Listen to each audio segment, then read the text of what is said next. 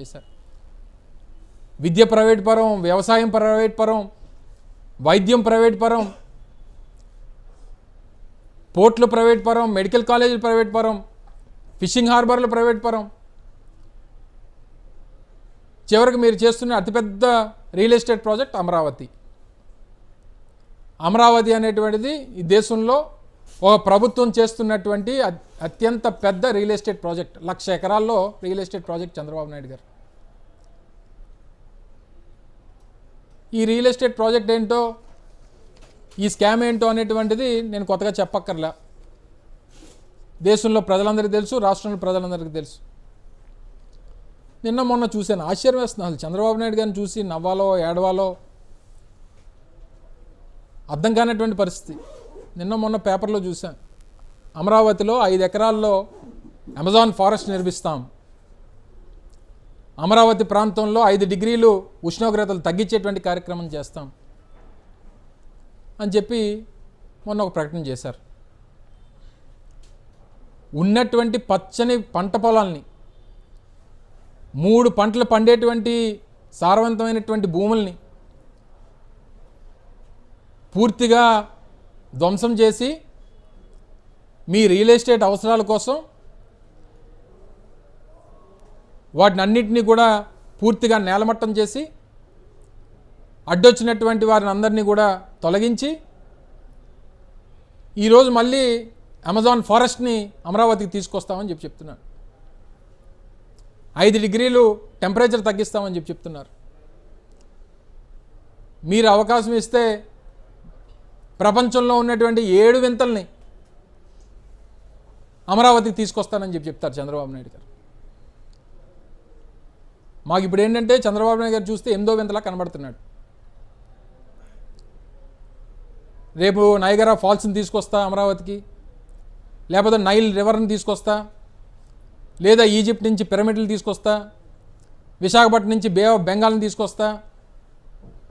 మస్తు షేడ్స్ ఉన్నాయి చంద్రబాబు నాయుడు గారు మీలో. వాళ్ళు మీ మాటలు వింటుంటే, రోజుకు ఒక మాట చెప్తా ఉంటే, ఈరోజు ఎక్కడో మాట్లాడుతూ చెప్తున్నాడు సంపద సృష్టి అంటే మనం అందరం అర్థం చేసుకోలేకపోయాం. ఈరోజు ఏమంటాడంటే, ఈ దేశంలో ఈ రాష్ట్రంలో ఉన్నటువంటి ధనవంతులంట పేదవాడిని చూసుకోవాలట. మరి ఉన్నవాడు లేనివాడిని చూసుకుంటే మరి ఓటేసి గెలిపించినటువంటి మీరెవరిని చూసుకుంటారు?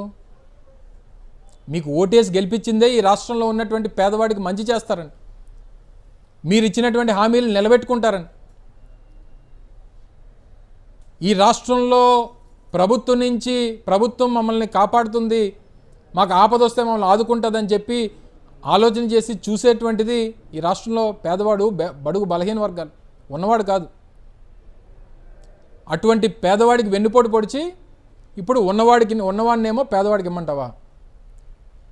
అదే ఈ రాష్ట్రంలో అదే విధానం తీసుకుంటే మొట్టమొదటి ముందుకొచ్చి ఈ రాష్ట్రంలో పేదవాడిని ఆదుకోవాల్సింది ఇదే చంద్రబాబు నాయుడు గారు. నీకున్నటువంటి సంపద బహుశా నాకు తెలిసి ఈ రాష్ట్రంలో ఇంకొక వ్యక్తికి ఎవరికీ లేదు. మీరు సంపాదించినటువంటి లక్షల కోట్ల రూపాయలు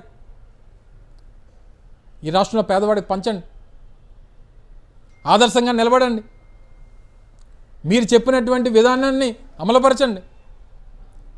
దానికి మీరే ముందుకు రావాలి. మీకంట ధనవంతులు ఈ రాష్ట్రంలో ఎవరు లేరు.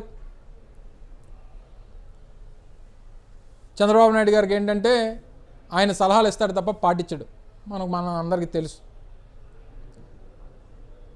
ఇటువంటి పరిస్థితుల్లో అసలు ఈ రకంగా అసలు ఏం మాట్లాడుతున్నారో, రోజుకి ఏం మాట్లాడుతున్నారో, ఏం సలహాలు ఇస్తున్నారో. ఓ పక్క లక్షల ఉద్యోగాలు అంటారు, లక్షల కోట్ల రూపాయలు పెట్టుబడులు అంటారు. తీరా చూస్తే 2.5 సంవత్సరాలు అయిపోయినా ఒక ఉద్యోగం ఉండదు, రూపాయి పెట్టుబడి ఉండదు. బిజినెస్ ర్యాంకింగ్స్లో చూస్తేనేమో 1 నుంచి 8 పడిపోతాం. లా అండ్ ఆర్డర్ సరిగ్గా ఉండదు. ఈ పరిస్థితుల్లో రాష్ట్రం ఉన్నందుకు ఇప్పటికన్నా మీరు ఈ ఈవెంట్ మేనేజ్మెంట్ యాక్టివిటీని మానేసి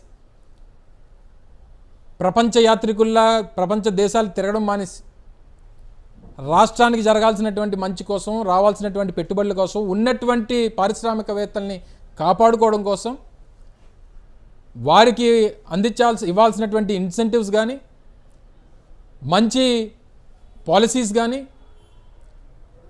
వారికి అందించి ఉన్నటువంటి వారిని కాపాడుకునేటువంటి ప్రయత్నం చేయమని చెప్పి చంద్రబాబు నాయుడు గారిని కోరుతా ఉన్నాం. ఇవన్నీ మానేసి పిట్టల దొరలాగా దేశం రాష్ట్రం అంతా తిరిగి నోటుకు వచ్చినటువంటి మాటలు చెప్పి ఒకరోజు ఒలింపిక్స్ అంటారు, ఒకరోజు అమెజాన్ ఫారెస్ట్ అంటారు, ఒకరోజు హుదూద్ తుఫాన్ రాకుండా ఆపేస్తానంటారు. పోనీ అది ఏదైనా మీ దగ్గర ఆ అవకాశం ఏదైనా ఉంటే, ఈ సంవత్సరం వర్షాలు లేవు, జూలై 18 వచ్చేసింది.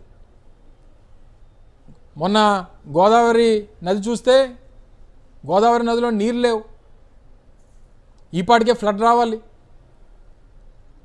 వర్షాలు లేవు, ఆ వర్షాలు కురిపించండి చంద్రబాబు నాయుడు గారు. మీ దగ్గర ఆ మంత్రం తంత్రం ఏదైనా ఉంటే.